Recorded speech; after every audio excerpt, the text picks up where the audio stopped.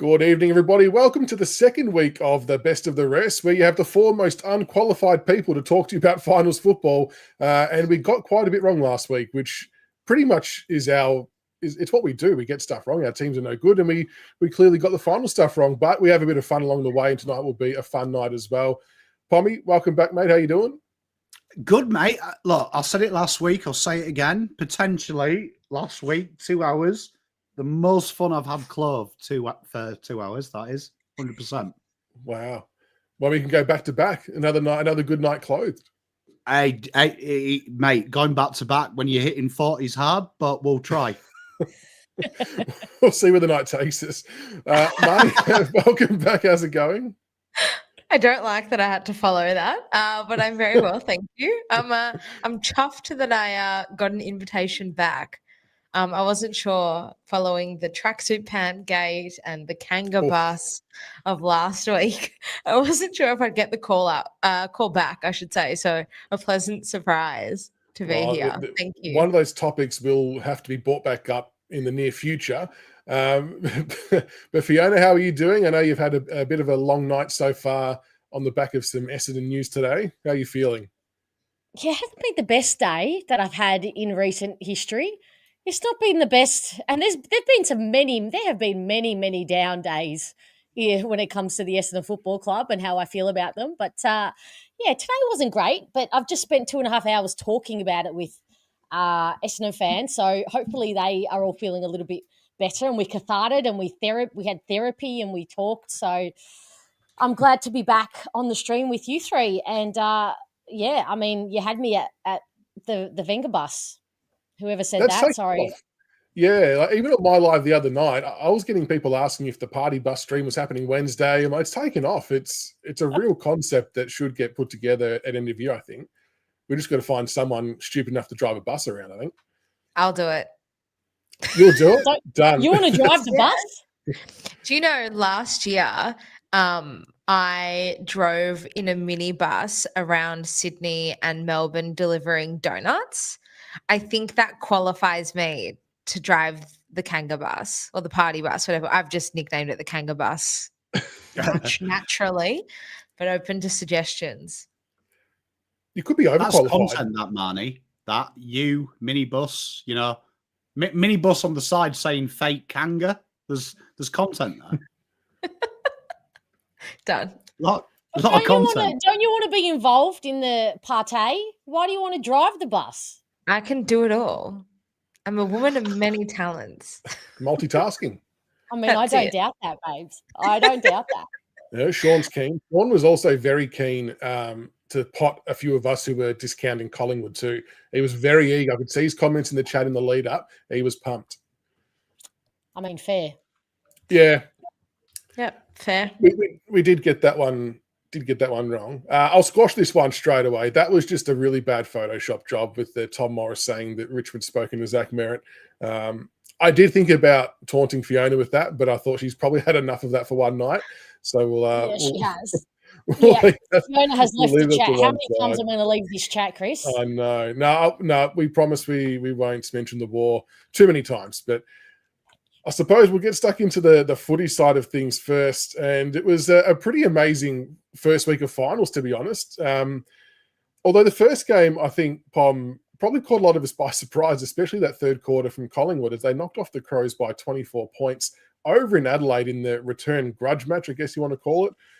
Were you impressed by the Pies? Did you? I mean, as I said, I don't think any of us saw that coming, and they were pretty good. Count the Magpies out at your peril. Unfortunately, it was a fascinating game, wasn't it? It was just shows the cohesion, the cohesiveness, the belief in the Pies. They made Adelaide play their game. I believe it was Khabib who said in the UFC, he doesn't win fights.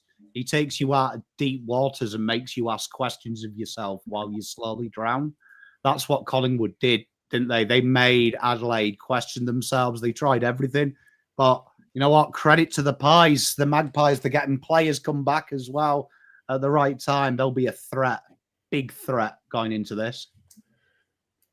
It was just how dangerous they were going forward, Marty. Like the ball pretty much lived exclusively in their front half in that third quarter. I think Jamie Elliott, what he kicked 3 or 4 goals, 4 goals for Elliott, 3 for Steele's side bottom.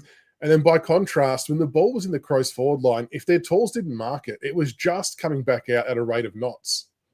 Oh, it was crazy. And, you know, we speak about strong leadership and how important these things are in big moments in games and big finals. And the Pies leaders, like Darcy Moore was incredible.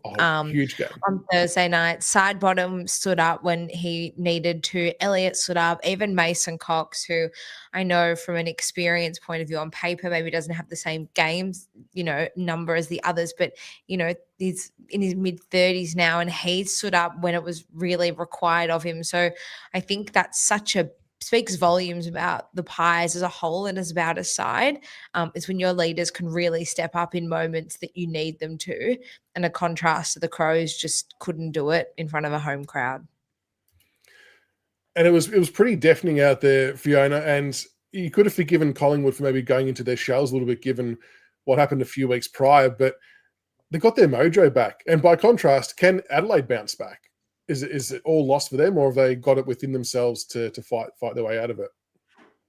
Yeah, I think what stood out for me most during that game was just the cohesiveness and the synergy between that group that should be showing that synergy and cohesion, but it just rammed home how important that is for a premiership winning side and finals winning side. Their backline was just so in harmony. It was in sync. It was like something I could only dream of seeing in any line of my team. And they had it across pretty much every line. It was, I mean, I watched it and I was in awe pretty much about how they were syncing up so well. And yeah, it looked like sometimes men against boys and men who have been there before and a group who in Adelaide who haven't actually been there before and probably got overawed by the confidence that Pies showed up with. And I did mention last week that whilst Adelaide will get that home advantage, the Pies supporters travel and they turn up and they make noise, and I think they did. They created a pretty hostile environment for being outnumbered. So, yeah, well done to the Pies. Showed everyone up. They proved a lot of us wrong. Now, they obviously have the week off now going straight to the prelim. How does everyone feel about having obviously that week off before finals? Now they've got another week off. Is it too long of a break, or do you think teams would rather have it this way? I mean, you would rather not have to play again to lose, of course, but can it sometimes backfire? Depends what team you are. I think the two teams that have gone through, Geelong and Collingwood, are probably the most two professional teams in the country. I think they'll rest, recoup, do little jogs, get players back. And I think they'll watch this. And these two games that we're going to talk about this week, they look very hard yakka on paper, don't they? Like both of them games look like they're going to be a slug. So I think Geelong and Collingwood will be in their face masks, having foot massages, smiling away, knowing that two sides are going to come through after potentially being battered and bruised. And they get a chance to get Bobby Hill back out in the park as well. He obviously, I think, played VFL, kicked 4 goals, so gives himself a chance to get back in, and it could become very dangerous. Big risk, though. It is. Would you take? How long? What is it, like 12 weeks or something like that? Is it longer since he's played AFL football? It's been a while. Yeah, I don't think he played the second half of the year pretty much at all. But also he was out, like we all know, I mean, nobody knows factually 100% what's going on, but he's been going through an emotional trying time. That's got to play into it as well. That's definitely a factor in all this. He hasn't just been in Europe on holiday, a la Rankin. Obviously that was a week, but, he's been going through some stuff. So I would be worried about conditioning personally. I know he's been back for 2 weeks, but finals is a different beast. I'd risk him. I'd play him. I'd play him in the prelim if I was Collingwood. Would you start him as sub or plan to sub him off? I don't know. I think you have to be able to trust that he could play the full game, because what if he starts as sub and then 10 minutes into the first quarter someone goes off injured? True. you know, then he's got to be able to play. I just think I look at Bobby Hill and I think he's such a high impact player. Like he can genuinely be the difference. And I think a high stakes game like a prelim, you've just got to throw your best team out there. And I think I would play him. No reason why not to play him. I mean, you do have to make bold calls, but it'll be interesting to see if they do pull the trigger and who that's for. The second game was a bit more of a blowout of some sort, Pommy. The Cats took care of the Lions by 38 points, 112 to 74. I actually felt that this one was probably going to be one that was a little bit closer, but the Cats just seemed fairly well in control for most of the game. Oliver Dempsey bobs up and kicks 3. Jeremy Cameron, I'm going to say only, kicked 2. But you know your night's going a bit bad when Tom Stewart bobs up and kicks 1. When that happens, you're like, yeah, we're in a bit of trouble here. It's the final series will be the era of the loose backman, won't it? The first game we had Darcy Moore rolling back the years for 3 quarters after his mistake in the first, and then the second game, Tom Stewart took the piss, didn't he? Let's be honest. He was just about everywhere. I think the only thing he didn't do was take the team talk. Apart from that, he did everything else. But what scares me about Geelong is they're just dangerously efficient, aren't they? There's a ruthlessness about the Cats that few sides have. Been in my 40th year on this planet, I've been privileged to see some great sporting sides. The disgusting Australians of the 90s in cricket, the Chicago Bulls, my Man United, some great teams. And all teams have one thing in common, their ability to do it when it counts. And they were just phenomenal. The spread of Geelong is insane. When you've got Blitzarbs, Bowes, Atkin, Tom Stewart, the kicking snags, the spread is luscious, isn't it? It's luscious. And I don't even think they got out of third gear. They're just such a strong side. And that was one thing that stood out. As a Carlton fan, I watched the first 2 games and was like, I have never seen my side ever have the levels of just enjoyment of the spoil, the chase down tackle. It wasn't the goals. It was the little things. Dempsey being caught out of position and Stengel dropping in to cover the wing. That selflessness, they are such a formidable side. And I do feel at the minute you'd be an idiot not to say it's Collingwood Geelong in the final. Yeah, definitely agree with that. Yeah, I would say so too. I also feel like Geelong, they're just such a well-oiled machine and they just have insane synergy. Like their chemistry rippling through the 23 is incredible.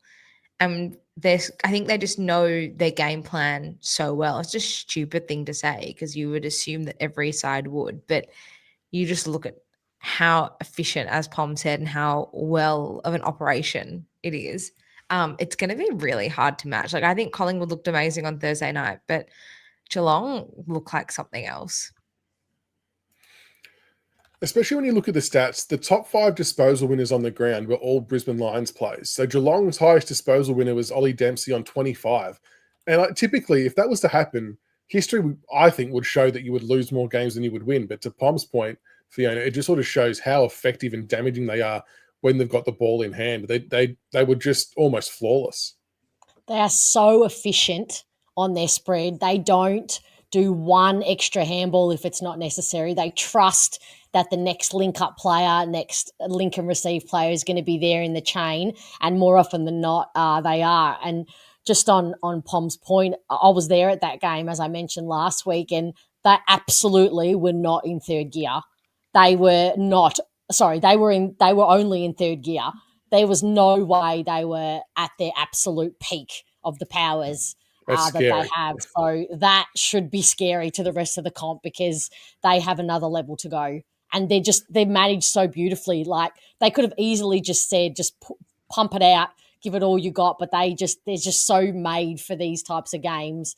And it was quite nice to see the Geelong fans. I don't know if there's any of them in the chat tonight or watching, but I didn't know that they had quite that vitriolic bone in their body, giving Rayner a hell of a lot of crap every time he sniffed the ball. They were on the booze and they were making his life hell. And they got in his head a little bit because he was a bit shaky after that. You kind of saw that baby face cower a little bit inside. So very happy that the Cats got the win. What do we make of the Rainer decisions? The 2 free kicks that were, I mean, it almost got the Lions back into the game in a lot of ways because the Cats were probably about to score another goal. I reckon the first one was borderline staging. The second one was just stupid, and Zach Guthrie just really shouldn't have put himself in that spot. And I think, didn't the AFL admit the first one was wrong? Or did I read that incorrectly? Did they admitted that? Yeah. I think that both were staging, but the second one gets paid more often than not. I think he put Mayo on the second one, but you can say, yeah, it gets paid more often than not. The first one, absolutely ridiculous. And the vibe at the time, the questioning, nobody knew what was happening. It was like a parachute had just dropped in the middle of the MCG and nobody knew what was happening. It was, crazy. He copped a lot of abuse, didn't he, old Cam? He did. And maybe I'm different. I froth a bit of shit housery. Like playing Div 2 soccer in the United Kingdom in the north of England. It's not a nice place, and playing forward, the dark arts are something beautiful. You know, the nipping someone under the armpit, licking a centre back's ear, doing anything you can to get them wound up. There's nothing better than that. I absolutely get turned on, you know, when Cam Rayner does the giggle when he gets the first one, like gets right in their face laughing as if to say, I got you. And the fact they fell for it the second time just absolutely turns me on no end, because I would be fuming if I was Scott, and I'm sure he was. I'd be fuming that you've fallen for it twice. Like one, okay, but second one, just don't react to him. And Cam Rayner, he's a little arsehole, isn't he? Do you know what I mean? Like, he's the kind of person that finds your wallet fall out your pocket. He buys himself lunch, then hands it back and takes the reward as well. And I love that. Rate that from Cam. Well done.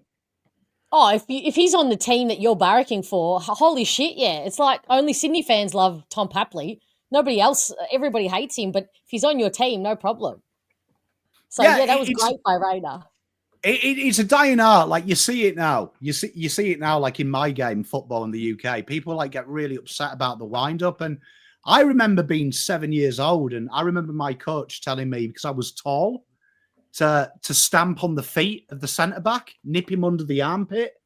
Like, and then you like progress to like licking the side of someone's face in a contest. Little things like that, like really get them annoyed. There's nothing better. I can tell you, it's the best thing in the world when someone snaps and you've got inside their head. It's a great moment. So yeah, more of it. AFL players, I want more shithousery. More. That's your headline. Well, they were pinching each other at the end as well, Marty, weren't they? Like they were actually doing exactly what Pommy was just describing, pinching under the arm, the ball's down the other end of the field. Not a lot of love lost there. No, it just sort of boiled over. I think the only disappointing thing, if you want to embrace all that and you want to attract that sort of attention from Rayner, like you've got to be able to back it up, and he couldn't. Like, yeah, okay, kicked a couple of goals, he got the free kicks, whatever.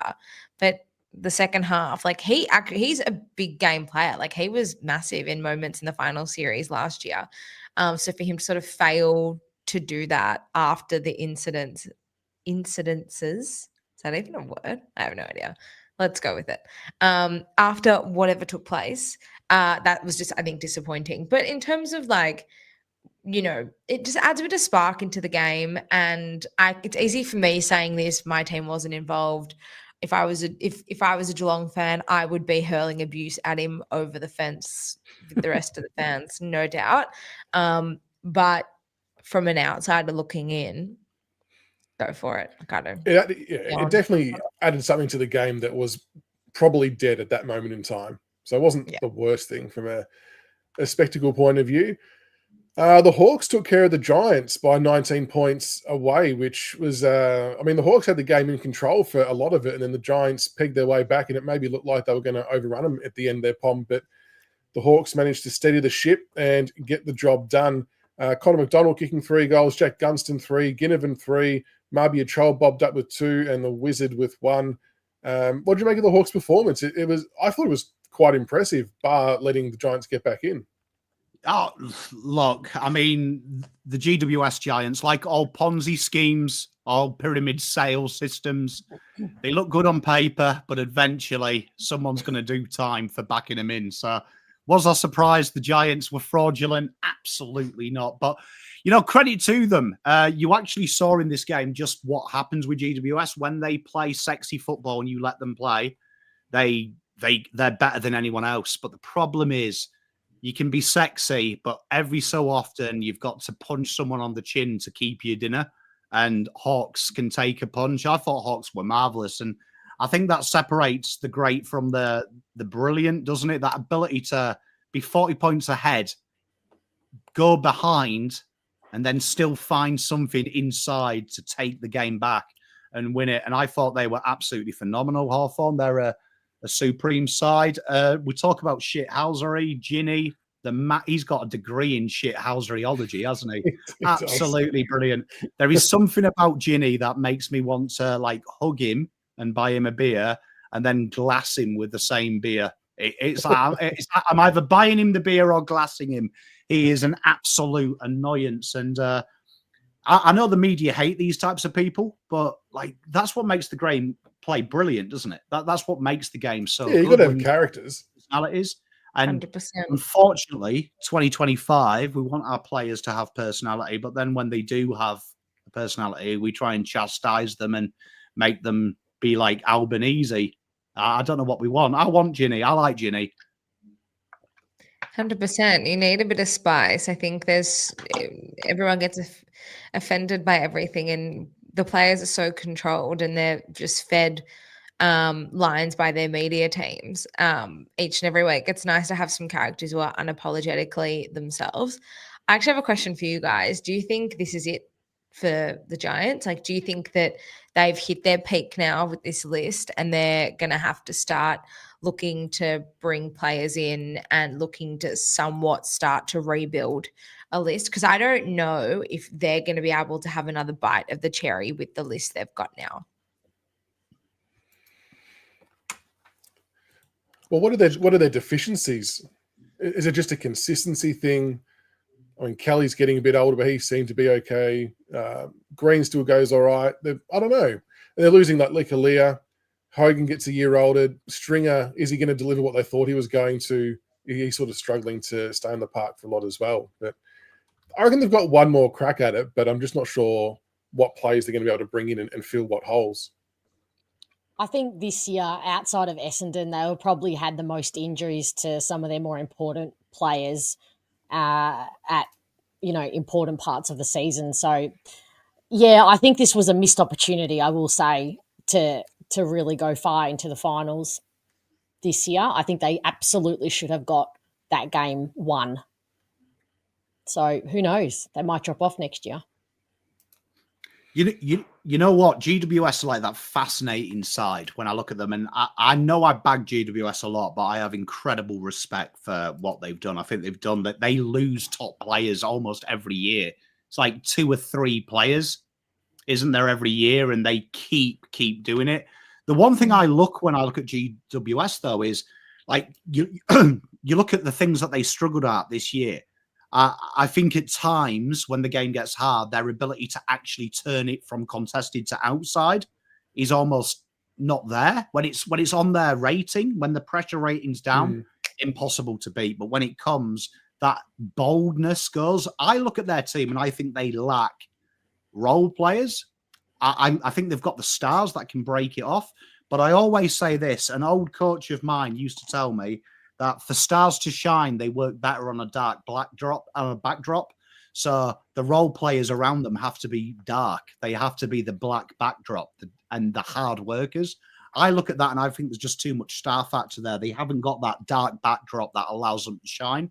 So when you watch Hawthorn, Jai Newcombe is one of the most underrated players, and I think he can play the role of supreme role player, but will step up and win the hardball and can win the game on his own boot if he has to. When I look at GWS, I don't see that. I see a lot of players that they enjoy life when it's easy, when it's tough. You won't want to be in the trenches. Imagine a war happens. Let's bring up the war because Pom loves the war. You wouldn't want these dickheads with you next to you on D-Day, would you? I wouldn't want to look to my left and see Stephen Cornelio, doing his hair on a bit of shrapnel, and then look to my right and watch Kelly just looking at his chin going, fucking hell, this is chiseled, Pom. I'd rather look to my left and see Jai Newcomb. I'd rather look to my right, see Yeah. Sicily, because Sicily's like, I can't wait to rip someone's head off. Are you coming with me, Pom? So that's what they need. I don't think they're in a bad situation. I just think that I liked what they did today. Angwin, 2-year deal. They're the players they need to focus on. That Angwin makes them a little bit better, allows the stars to shine brighter. So it'd be fascinating, because when you look at what they're bad at, transition defense, locking the ball in the forward half, you can't teach pressure. You can't teach tackle pressure. That comes from here. That's heart. That's integrity. So if you haven't got it, you're never going to learn it. So I think they need a little bit more rugged thug appeal and less sexy, nice chiseled chins. They need to find the ugliest person in the draft this year and bring him in. I mean, Well, they had Mumford for a few years, didn't they? Yeah. To have that problem where you've got just you're locked for all stars and all you need is a few scrubbers. You can pick up scrubbers at pick 40 and in the rookie draft and mid-season draft. They're everywhere. So if they draft well, there's no reason why they couldn't make another tilt next year. And I like Kingsley as coach as well. I think he's done really well with them. I thought Toby Green was an inspired choice as captain. I think that's done well for him. But yeah, they've got to make it count. It feels like this isn't the only year that they've blown as well. I reckon there's been another couple that they've shit the bed in that they really should have been at least had a flag by now. Just scary to say for one of the newest sides, I guess, in the grand scheme of things. But they'll be thereabouts next year. But speaking of one of the other new sides, the Gold Coast Suns, can you believe, knocked off Fremantle by 1 point in dramatic scenes over in Perth, 80-79. And I know we spoke about David Swallow and the intent on playing him and things like that on the week before, but how fitting and what a moment it was to see him kick the winning score, albeit it was a point. But what a special moment for him and the Gold Coast Suns. Beautiful, isn't it? Like, the AFL loves narrative, loves script, and you could have wrote a better script, could you? Swallow comes on, Nat Fife comes on, final quarter. It's two teams, two heroes of their respective sides, and isn't it fitting? But what we've just said about GWS is my issue with Fremantle as well. Like, they look like the statue, but they can't chisel the statue. And you saw that last quarter. I've never seen a team so desperate to hold on, where I felt like Gold Coast could have played another 20 minutes with 1 point lead. They looked like they were up for it. Fremantle in that last quarter, they looked shaky, and you look around and they don't have a Nat Fife at 25, do they? It feels like if they had Nat Fife at 25, they would have won that game. A man that would have said, okay, boys, look, it's hard. Come with me. And that dimmer effect turned up. And I always say this, when you're under pressure as a human being, we all have that book. What did I do last time shit hit the fan? And in sport, you look around. You've got Danny Rioli, John Noble. They're looking in their book and it's like articulate things. Number 1, win ball. Number 2, kick to space. Number 3, retain possession. Fremantle, they open their book and Shai Bolton's drawn a cock and balls. Like, do you know what I mean? Like, they're like, oh, fuck. Shai, what's meant to be on here? And he's like, oh, shit, sorry, I forgot to make it spunking. It's fascinating and it's heartbreaking, but it just shows why, we always say, does Premiership experience matter? You actually saw it. I thought in the final quarter, the senior players of Gold Coast looked like a world-class side, where Fremantle's, outside of Alex Pearce, everyone looked like they were shitting themselves. They couldn't wait to get off the ground. So, bit of work there for JL, because I know you said you like Kingsley. I look at Kingsley and think Kingsley's a little bit like Chris Scott when he took over at Geelong, took over an absolute juggernaut that just needed someone to slap it up the arse. I feel like JL has built a team now, and I've got a gut that this team is as far as JL can take them. I don't think he's got the killer instinct, because I watched Collingwood, Geelong. When the game was on their terms, they take the piss. I still think everything Fremantle do is with just an element of risk factor management. When they were on top of this game, it was still safe, and that's not going to win you a flag. You've got to be bold. Otherwise, you'll just go home. And let's be honest, whoever's the runner-up in this, it doesn't matter. They're like 18th. No one gives a shit. So you've got to risk. And I don't think Fremantle have got any risk in them. Do they have the players to play that bold? Does JL have the cattle to play that bold I reckon football? he does. I reckon Yeah, Cyril they're and very Brayshaw were massive that last quarter. They were which is enormous. which is what shocks me that they don't play it more often. That's my point, because they have the cattle who are actually pretty exceptional, and their forward, I don't even know the stats on this, but I go by the eye test mostly. Their inside 50 delivery and their ability to create space, their forwards find space better than any other forward group, is exceptional. And so I don't know why they don't play that bold football more, Pom. I can't answer you. I look at that team. You've got Murphy Reed, the guy can swing on a I mean, sixpence. You've got Shai Bolton. electric. Like, the guy winds me up, but tell you what, he's a terrific footballer. Luke Jackson's built different, and then you've got Brayshaw and Sarong. I can't think of two more harder at it players. It does feel, but I always look at JL when I watch him in interviews. Like, the guy looks like he'd walk in on his wife having an affair and make the guy a cup of tea. Like, he doesn't have that arsehole about him. And I think all the other coaches, Dimmer looks like if you went in and you didn't kick 4 goals, you were 1 goal 3, he'd smash up the phone booth. So I think sometimes you need that in these types of final series. And widescreen, you nail it. Fremantle do strike me as that team that if there were a boxer, they box for 12 rounds, beat you on points, where in reality, in finals, we're looking for the knockout punch in the 4th. And I don't think he's got that killer instinct. And there's so many games this year I've watched, he doesn't have that killer instinct. It looks like, what happens if we turn it over? Let's make sure we don't overcommit. Because Tracy, Voss, and Miss should be up there with Thilthorpe, Fogarty, Walker. Like, but you don't look at them like that, do you? No. I don't look at Fremantle and go, oh shit, Jaya Miss, Patrick Voss, Tracy.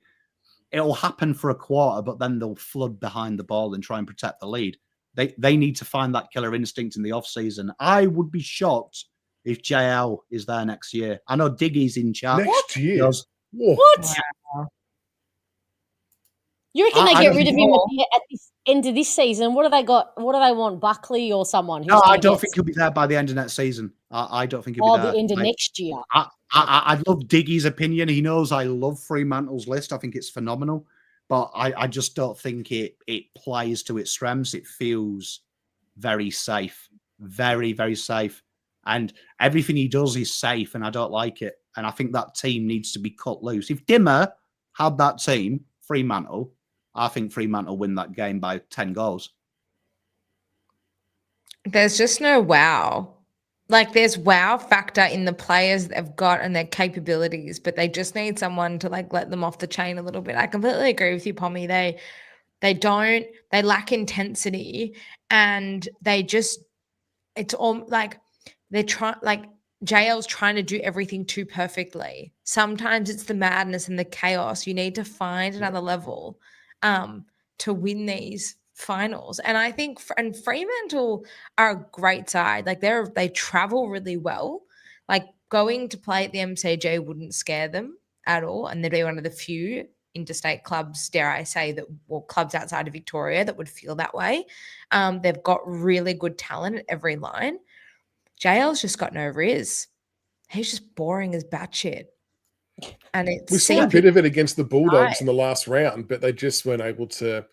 They flirt with collectively do it in the final. Selectively, they're doing it. Yeah. And JL just annoys me. Like, when they lost to the Indigenous team, and like it was the way he said, "Oh, but this isn't our game plan. We've still got a few things under wraps." And I looked at him and I was like, "No, you haven't. Like, don't lie to me. You don't even believe that."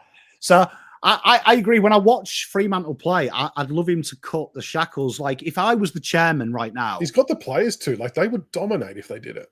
If I was the chairman right now, it would be as simple as a phone call to Hayden Skipworth, who is regarded as the tactical mastermind behind Collingwood and how their forward line works. And I'd just be like, how much? I'll get rid of JL now, mate. He'll be out on his ass. You say yes.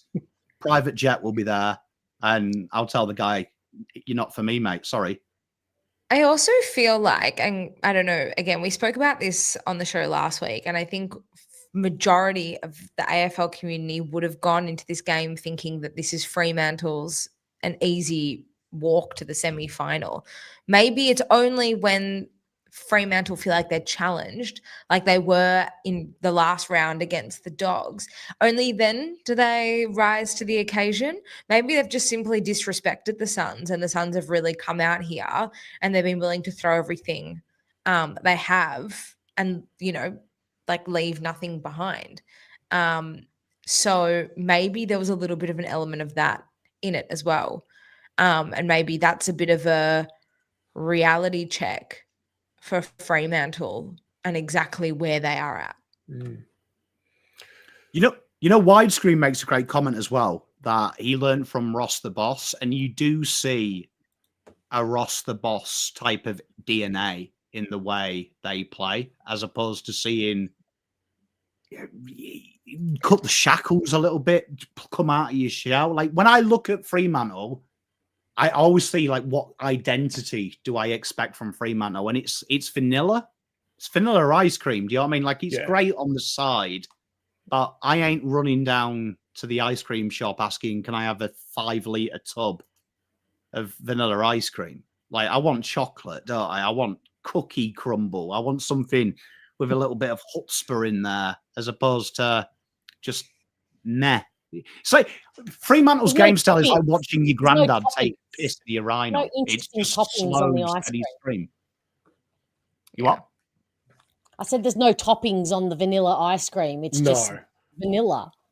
He's got to get a bit creative. Like get drunk, have a night where you just maybe have a drink before you just loosen up a bit. JL, like play a song, dance around for a sec, and then just let loose. Because you can't waste this team. You can't waste this. Brother's got no idea what any of that is. It's just nothing. I've got some nuts. He can have. I've got plenty of nuts. He can have a few of those. You know what? Peter makes a great point as well. The year-to-year contract, that worries me. Carlton did that with Bolton. And it's kind of like, that non-committed, you are the guy, but you're not the guy. You're kind of like on a forever engagement, aren't you? It's like, I'll marry you when I hit 40 if there's no one else, but I am hoping Taylor Swift slides into my DMs. Like, that's kind of what it feels like. They're like setting him up for failure. They're setting him up for failure almost already. Yeah. Yeah. Like I say, it's watching a 90-year-old piss in a urinal. It's just not a fast stream, not an exciting stream. It's just meh. All right. Never got that in our minds. Thank you for that, Pommy. We can.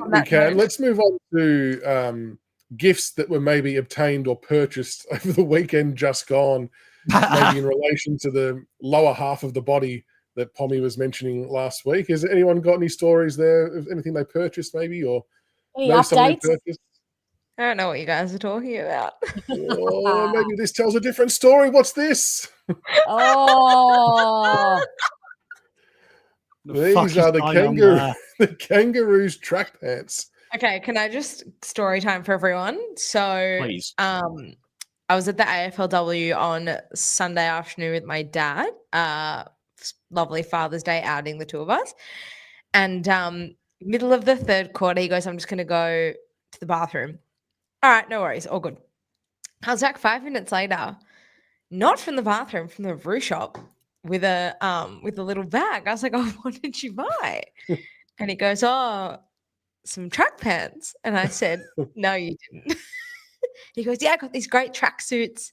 You want to have a look? Do you want a pair? And I said, if I brought these home and openly admitted that I had them in my household, I would be shot dead on Wednesday night, 9:00.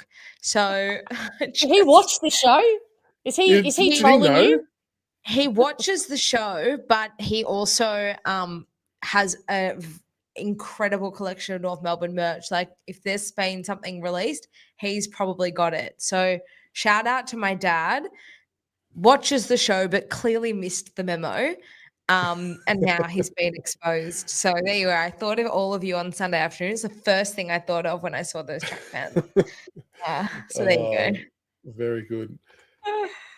Anyone else in chat want to fess up to owning a pair of pants? I've got shorts. I did run that by the group, and we did okay shorts.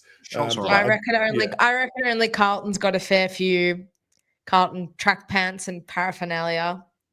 I'm not going to be able to look at supporters the same way when I go to games if I see them in track pants with the logos. I'm just going to start laughing at them. No, but to be fair, when like I don't think that's that disagreeable. I thought Pom was referring to like full-blown glitzy sequined striped, like if they were white and modded, blue. I'd accept it. If they were what? Modded, so like you've gone out there and you made it yourself. Yeah, that's what I thought you were describing, not just standard track pants with a club logo. Is that what we're poo-pooing? Yeah. Amen. Amen. Just want to clarify the rules. It feels like it's specifically the parachute material pants. That's the vibe I'm getting. Oh, well, I see. I mean, part of this is my Englishness because, like, we hate full kit wankers. So, like, guys who have, like, fully dressed up as the players gone out of there. There is nothing worse. Like, the lowest form of human being is the person that buys the Manchester United kit with the socks and the shorts. Like, calm it down, Chief. Calm it down. You're okay. But you know what? I've got a confession to make, right? So, Oh, no. Here we go. Oh, no. Don't you dare. Don't you fucking dare. No, wait. I didn't, right? But I was playing a round of golf on Thursday and a good mate of mine, we were halfway round and then it came to my attention that he was wearing, no word of a lie, shop Carlton bought pants.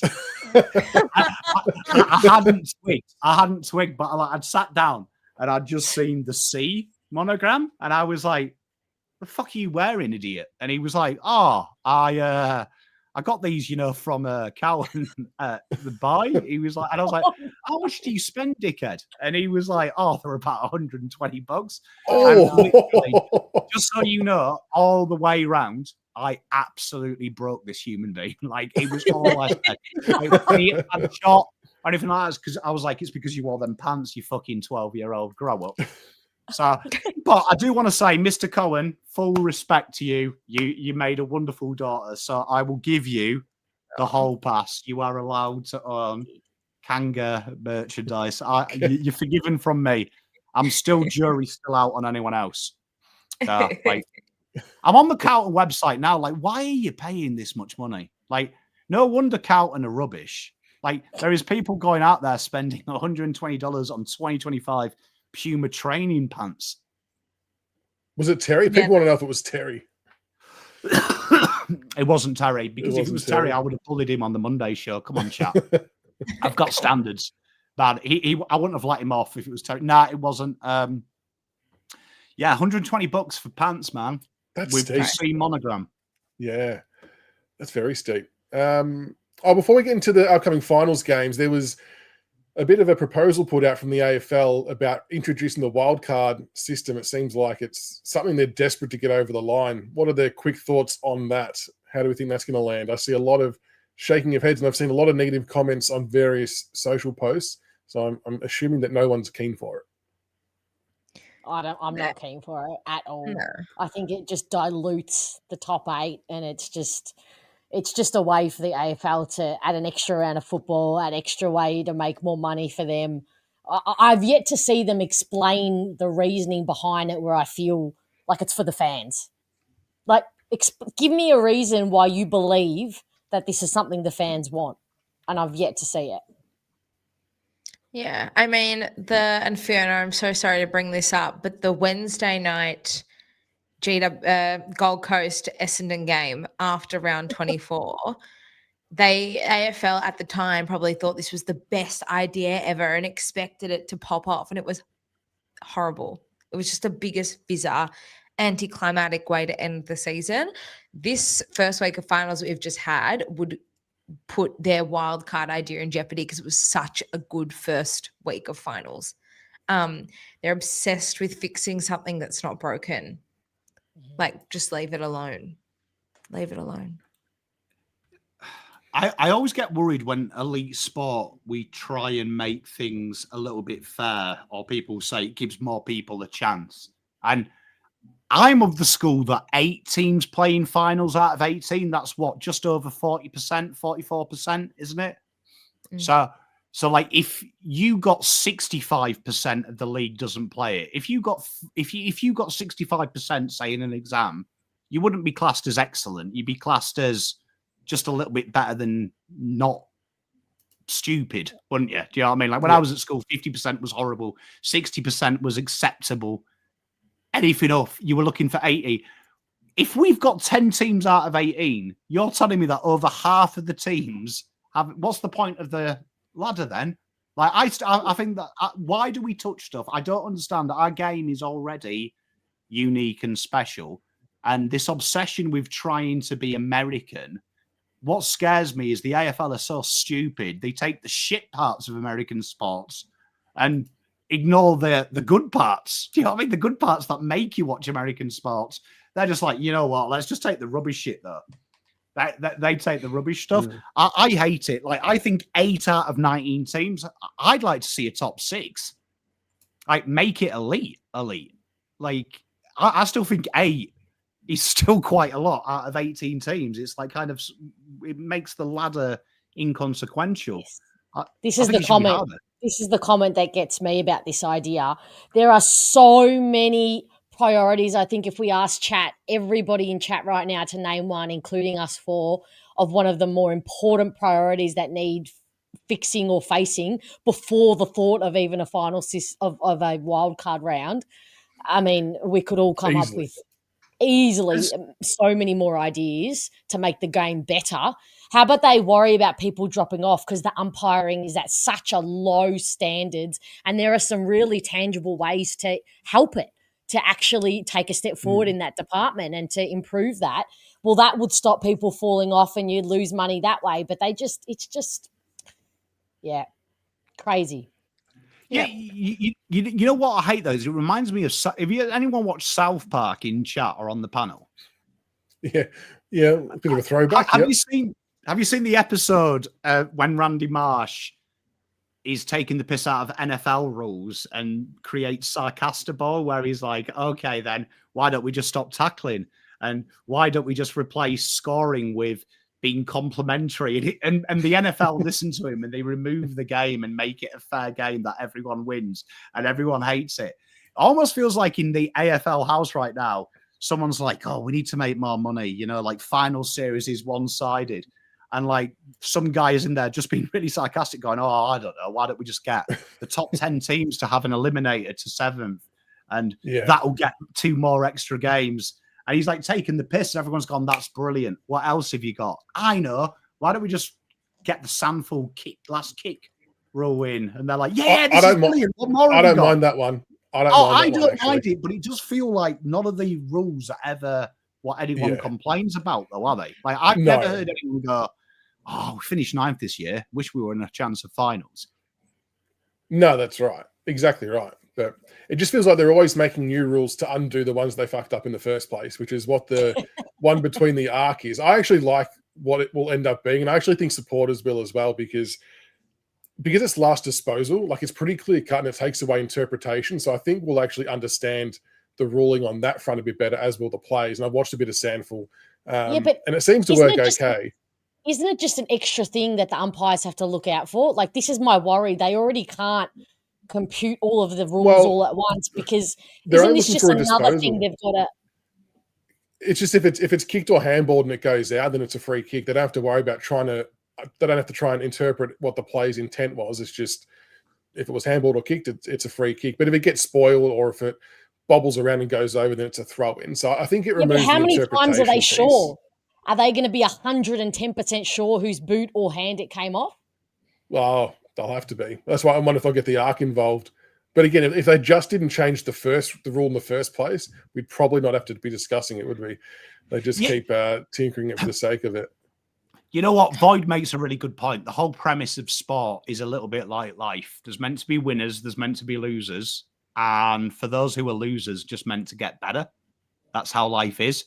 And winners keep winning, losers keep explaining. So I don't like it. But I also want to make this point. I feel sorry for the umpires, because can you imagine being an umpire? You're not fully professional, and they change the rules every 3 weeks. So and the interpretation, and then there is deliberate looking for certain things. So we had that stage of holding the ball mid-year where there was a couple of goals that could have maybe been holding the ball. Like I would love to see someone come into AFL House and go, right, these are the rules. We have State League that no one cares about. We trial every idea for a year in the State League where no one cares about it. They are feeder leagues for the AFL. And then if they work, we bring them in. And we have a rule where nothing changes for a 2-year period. Like just stick that on the AFL somewhere and then you add them when they're trialed. Because we actually do our trials in game. It's ridiculous. Like no other sport in the world would make fabric changes to its DNA round by round. No one would do it. Like you wouldn't see this in the Premier League. Like the offside was amended. It's taken 7 years to amend that rule. And it's been trialed from children's football to bigger sports, to bigger leagues, to bigger leagues, until it even came into consideration for the top leagues in the world. So that's how you do it. You don't just change it overnight. Yeah, it's embarrassing. Yeah, it's got a hint of amateur hour to it at times, the AFL. Do you know what I think it is, though? And I always say this. This is what it reminds me of. The new CEO of the AFL, it reminds me of, you know, when you're at work and you've had a boss for like 10 years and everyone liked him and he's been promoted to another area. Everyone said goodbye. And you get 3 types of guys. You get the incompetent person who comes in, or you get someone who's very good and does what he does. Or number 3, you do what Andrew Dillon does and you go, right, you know what? I'm going to make as many fucking changes as I can to put my footprint on it because I don't want to hear about that guy's name. And I don't want to hear Gillian's name in this office ever again. So he changes everything. He sacked the teammate. We now have different coffee brands. It feels like he's trying to put such an imprint on the game very quickly because Gillian was so popular. And that is the worst thing you can do because I think the clever thing was do it slowly. Like Gillian gave you a base, just slowly change stuff. Feels like he's trying to change so much so quickly. So he's got a footprint on it. And I think it's going to backfire on his ass big style. It's they're going to find it increasingly more difficult to get the fans on side with the constant changing. I'm with you. Like, there's not many other sports globally that change rules as often as we do. Just leave the game alone and let everyone get used to it. Having said that, sorry to interrupt you, Chris, but on that, like, do they want to expand the game and you know, expand it internationally and get people on board? Well, what if one year they come to there's one rule and then they come back the next year and they don't know what's going on? Like, that's one way to confuse Australian fans, but also international fans that they want to branch out to. Like the fabric, and that's why, like, all these rules that are, I know people talk about the fabric of the game, but they just get further and further away from what AFL football actually is at its core and what is the appeal to it. Agree. It's hard for us to explain to international viewers what the hell's going on. So just keep it simple, stupid, the old KISS method. But we do have 2 cracking games this week with the semi-finals. The first one on Friday night, the Crows up against the Hawks. So first up against 8th. Hawks on a bit of a roll. The Crows are looking to redeem themselves a bit, Pom. How do you see this one playing out? What are some of the key matchups you like? Let us know your thoughts, or pop up some predicted teams. And go your hardest. What do you think? This is a fascinating game, isn't it? Because wouldn't it be, part of me feels like this would be really sad if Adelaide go out in straight sets. But the way Hawthorn play, you kind of are rooting for them as well, aren't they? The underdogs in this, they keep doing it. This is a fascinating game, though, isn't it? Because I said it in my preview, no minor premiership for over 40 years has gone out of in straight sets. So that's really worrying, isn't it? That's a horrible record to have, both at Adelaide, where they've only lost 2 games in a year there. It's a heartbreaker for Adelaide. But I just find this game fascinating to watch because the pressure is all with Adelaide, and the Adelaide crowd need to get behind Adelaide. I felt like last week they really tried to pick fights. which I don't think helped the Crows at all. I think the Crows needed the lift. Felt like even the fans were agitated and they were looking at, like, they were booing. They booed Quaynor, but then they were booing Schultz because he bumped someone 20 years ago. Do you know what I mean? They booed Dan Houston because he had a little bit of beef with Pop when he was at Port. And I was like, it felt like they were really distracted. This game here, I feel like the pressure is all on Adelaide, isn't it? Absolutely. Like Adelaide, if Adelaide lose this, that there's no positive for Adelaide. There is no positive other than winning. You were expected. Rochelle in though. Is he what they were missing? They were missing some sexy last week. I just wonder if he's going to be enough. Like, I think last week, and like to a lesser extent round 24, but I think last week definitely showed how important Rankin really is to this side for the wow factor, and he clearly is the guy that can bring the others with him.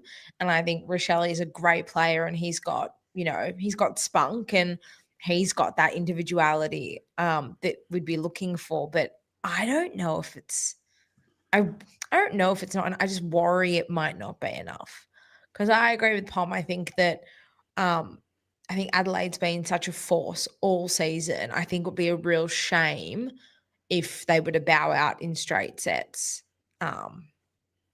Because I just don't think it does any justice to showcase what they were able to do this year, because they've had a great season. Yeah, I agree with all of that. And forgive me if I don't want to talk about the Hawks right now. But the pressure is definitely right on. I think the Crows are at real risk to go out in straight sets here. The Hawks are just playing with supreme confidence and the belief in themselves, and they've got that trademark fun factor, don't they, which tends to do well in finals. And you kind of just feel like that the Crows might scare themselves out of this. You just sort of feel like a bit of self-doubt starts creeping in. Out of your head, Crows. Don't let me down. It's been a hard week. Please just win this game. Like that. Like their big forwards are probably going to be okay in 5, but I don't know. Is Rochelle going to be enough? I agree. I think that's the big question. It's tough, isn't it? Because I think the problem with Adelaide is you saw how to beat them. Adelaide can beat themselves. Yeah. And that Ned Long job on Dawson, everything goes through JD. He's a great player, but everything goes through. And you know what? I felt hard to watch. I don't think people step up for Jordan Dawson as they should do. He was taken to deep water by Ned Long. So it's going to be all on that. And Hawthorn can do that. Hawthorn have got the players that are going to be able to walk around with him. It's going to be fascinating. Connor Nash will sit on Jordan Dawson all game, I reckon. Yeah. Yeah, and Andy's Irish. So he'll want to lift Dawson. He was down on his usual output. Yeah, and Connor Nash is Irish. So you've always got to remember, never owe an Irish person money because you'll have to kill them to stop them coming. So if he's got Mark Keane might come in and fly the flag, and it could be a big battle. He would do. The energy, though, from Adelaide was horrible last week. They looked nervous, which was weird because all year Adelaide looked like the big cock on the walk, don't they? They've looked confident. This was probably the first time I've seen them, even though they've lost this year, that they really looked vulnerable and looked scared. And you felt it in every possession, didn't you? Where you saw Sam Berry usually take off, play the give and go, he was now just bombing it into the 50. When you saw them get it down to Dan Curtin, where Dan Curtin was looking to thread a ball, he was panicking. They quickly panicked. But is this where finishing on top of the ladder and getting that second chance is going to actually come to fruition in the best way possible? Because they've got the monkey off the back. They've got a relatively new group who a lot of them haven't played finals football. They're up against a very experienced team. Is this where that kind of dress rehearsal game is done, and the Crows now know what they're up against, and they're going to, they know what to face, and now's the big act, the final dance here. Well, they probably hope so, but there's no guarantee. No. Yeah, for Adelaide's sake, I hope. Guys, I'm trying to manifest this into happening. So just go with me on this, all right? Well, look, I think the interesting thing to point out about Adelaide is I would say their best player, arguably, in the trenches last week was Tex Walker, and he's in his 300th game. He's the one with the experience on that list now. So he'd really want to, you'd want to try and find a way to get a few of these other guys being able to step up and sort of support him and get to that level. I think it's going to be fascinating. Hawthorn, I think for me I feel like they're always a threat. And I feel like when they get their game going, they're very much a momentum side. I think their confidence grows the further they go into it. And so I think regardless of which way it goes, it'll be close. That's for sure. Who steps up for the Hawks? I mean, do they need anyone to step up? Do they need the Wizard to play a big game? Or is it just relying on their tools? Like Jack Gunston, he's had a super year for a guy who came back for his second crack at his original, at his third or fourth club. He has had a ripper year. They just look too good around the park. I thought Josh Weddle was a really good inclusion for him as well. So he's going to be a lot better off for the run and creating a bit of havoc off the half-back line, no doubt. I don't know. Yeah. Go, Pom. Oh, I was going to say, they've got winners all over the park. You've got to give Sam Mitchell credit. They play like Sam Mitchell, don't they? All of them boys, they have that hard edge, that grind, that never say die attitude. He's done incredibly well. One of the best, easily one of the best coaches in the league is Sam Mitchell, what he's done with that team. Unfortunately to say, for those who don't like the Hawks, that they're a formidable side. They've got winners all over the park. Nah, they don't. It'll be a fascinating game, that one. But then the second game, if at the start of the year anyone would have suggested we'd be looking at a Q clash in a semi-final, everyone would have thought we were probably all batshit crazy. But here we are, Brisbane up against the Gold Coast Suns, third up against seventh.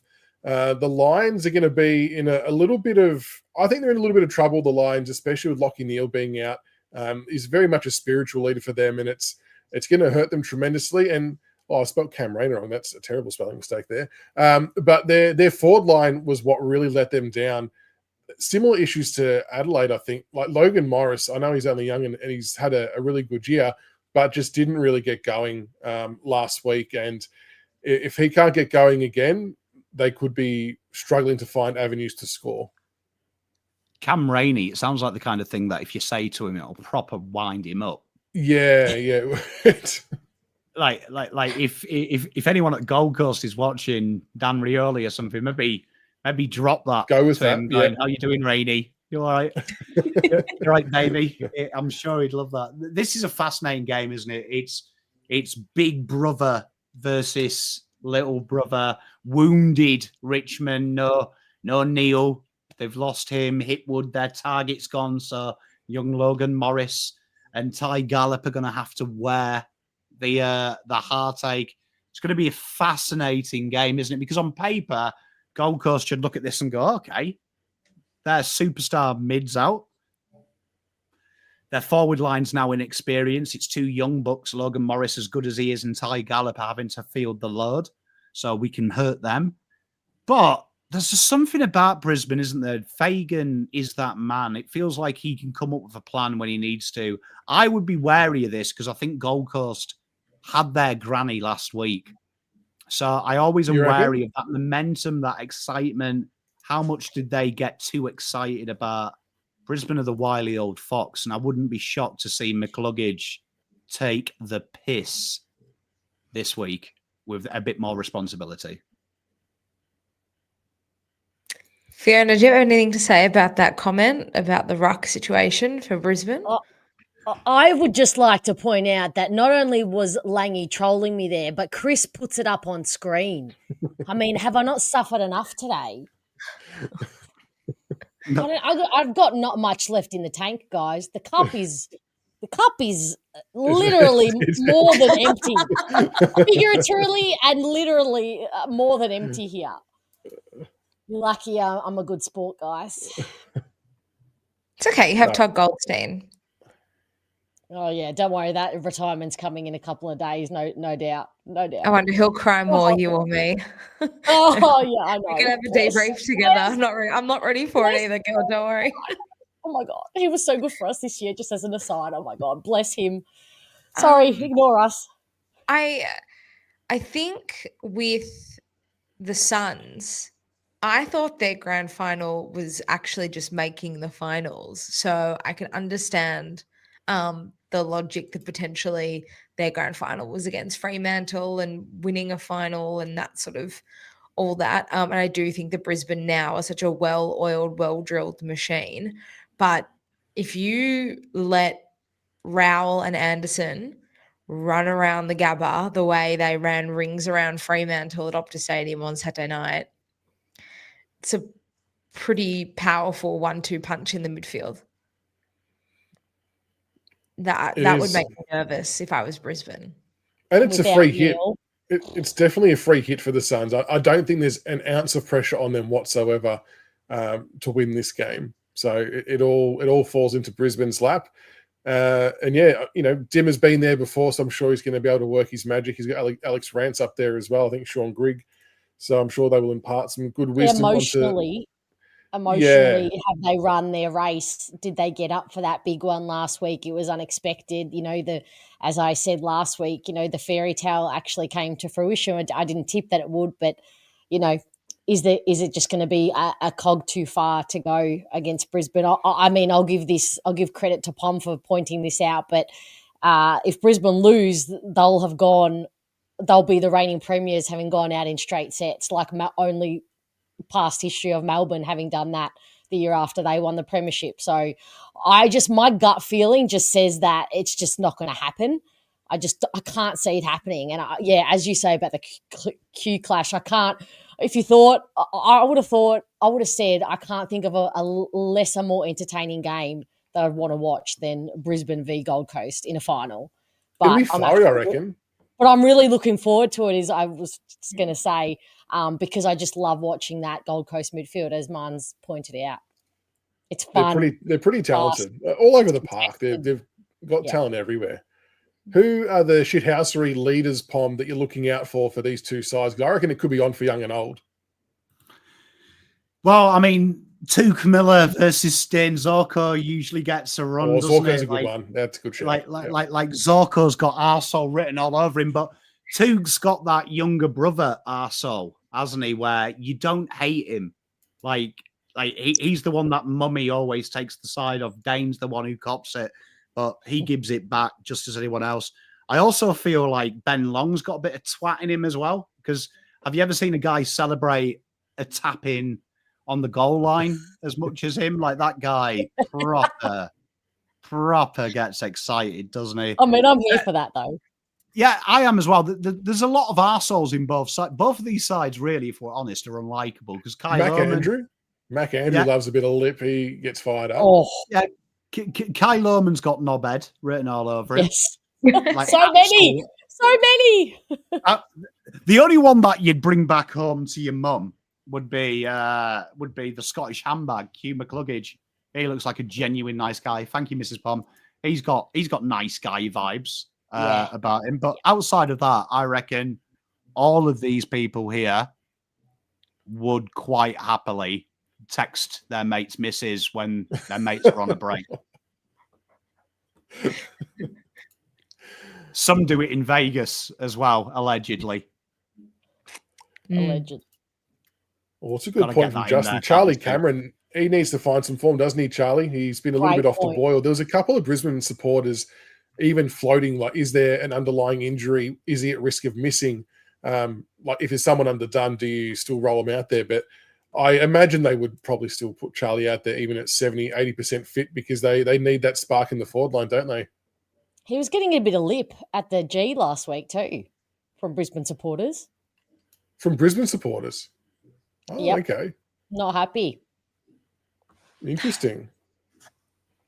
Which I thought was fair enough. Not in an abusive way, but they were just amongst themselves, kind of just in a roundabout way saying, step up, like, do something. Right. Well, we've got 2 cracking finals ahead of us. What's everyone's final tips for these games, including margin? If you've got a headline, chuck it out there as well. Crows and Hawks. Who are you picking for that one? Okay, I'm going to go with Adelaide by 12 points. And the headline, we put a bit of work into it this week because we wanted themes. It's a Phil thriller night. Phil Thorpe goes off the walls as Hawks claps. There's a couple of Michael Jackson references in there for the intelligent ones. Very nice, Pom. I'm going to go also with the Crows. I'm going to go 10 points. And I can't, my brain's fried. I think everyone's kind of realized that at this point of the evening, but I was going to go with a headline, something, in case it's not always fried. Crows, I don't know. I wanted to say something about Crows doing it for their Essendon friends as well. But I can't piece it all together at this hour of the evening. So, Fiona, if you've got anything to go off that, maybe we can two brains. Okay, well, since my brain is fried too after getting not one thing done today, phone blowing up, and just a crazy day. Crows by 70 bajillion points, and I mean the headline is just fuck off Hawthorn. Pretty clear cut, straight That's to the all I point. got. That is all I have for you. I pride myself on keeping it real, and that's all I got for you. Nice. Oh God, Love it. I'm picking Hawthorn. I apologise, Fiona. I just think the Hawks are going to be able to rattle them. How have I hurt really you, Chris? Why are you picking on me tonight? I'm not trying to pick on you. I feel obliged to because, like, my wife's side of the family, they're all Hawthorn, and I just think they're good shit stirrers, the Hawks, and I do think they're going to be able to rattle the cage of the Crows a little bit, which could undo them, but. It should be a really, really good contest. Yes, well, Croc knows. My 21-year-old cousin, who is mad crazy Hawks, of course, sent me a link to the Merit article today, just with 3 crying, laughing emojis, and I just replied back and told him to respect his elders. So, just put an end to that shithousery. I'm disappointed you didn't do like a Zach Merritt gag. To be honest, Chris, with your headline. See now, we won't do the games that would I had taken planned. it too fucking far. That would have been the end of Fiona for the evening. I've still got for the evening for this show. I had a Zach Merritt gag built into the games that we were going to play, but it's probably too late that I won't play it, and I do fear for my life if I was to do what I was going to do. You could have had loads of fun. Do you know what I mean? Like, it's very funny, but it would have been. Yeah, you could have had like Hawks soar high. The midfield deserves credit, but it's still got a Zach Merritt filled hole or something like that. How have I hurt you people? What have I done to deserve this? He won't go to Hawthorn. You'll be fine. I mean, we better change the topic because God fucking knows what's going to come out of my mouth. Q clash. Who are we tipping for the Q clash? The Brisbane against the Suns. The fumes are still coming out of my ears. The smoke. I really want to do that gag that I've got, but I'm not going to. Who are we tipping for the Q? No. Who are we tipping for the Q clash? The Suns or the Lions? Sticking with the Michael Jackson theme. Brisbane by 5. Can't stop the roar, even injured. Brisbane beat it past Little Brother's Suns. Oh. Ooh. I like it. Marnie, who are you going with? I'm going to go with the Suns. Ooh. Oh, the Suns. Okay. I'm going to go the Suns by a goal. And my headline... Hugh Greenwood's Suns stun Lions in the Q Clash semi. Hugh Greenwood's Suns. Yeah, fair enough. Fiona, who are you tipping for this one? I'm going to go Brisbane by 17, and the headline is "The sun has set." I like that. Yeah, to the point. I reckon the Lions. I'm really not actually confident on this tip at all. I'll say the Lions by 13. It's going to be a really close game. Haven't thought of a headline. I was a bit rushed at work. I didn't think of one for that particular one. If I think of one, I'll tweet it. But I thought they were all very well summed up by the three of you. So, well, that will be, unless you want to play the game I've got up, I can run it. It won't take long, or we can wrap it up and do it next week. There's more than just the Zach Merritt gag. There's actually real ones in there. So let's save it for next week, because I think between Fiona and myself, we're ticking time bombs. Fair enough. We'll save it for next week, and I'll be able to add to it as well. So thank you to everybody for tuning in tonight from all the chats. We appreciate all love and support. It's always good fun jumping on, having a bit of banter, talking some footy, even though we're not qualified to do so. And thank you for all of your time, Pommy, Marnie, and Fiona. I know it's another late one, but it's good fun, good fun. So enjoy your weekend, everybody. Enjoy the BNF this week, Marnie. Hopefully that's a good night. And thanks. I'll be sure to be on the lookout. I wonder if any guests will be coming in a blazer and North Melbourne suit pants. Or photos if it happens. I'll report back next week. Yeah, like a wall of shame. Pictures. Can you video chat me if you see it so I can berate them? Yeah. I'll probably video chat you anyway at some point in the night, Pom. Marnie reporting live from the BNF. Oh, God. Send help for everyone in chat. Have a wonderful night, folks, and we'll see you next Wednesday for prelim week, which will be very exciting. So have a good weekend and see you all later. Bye, guys. Everyone. Thanks, everyone. Good night.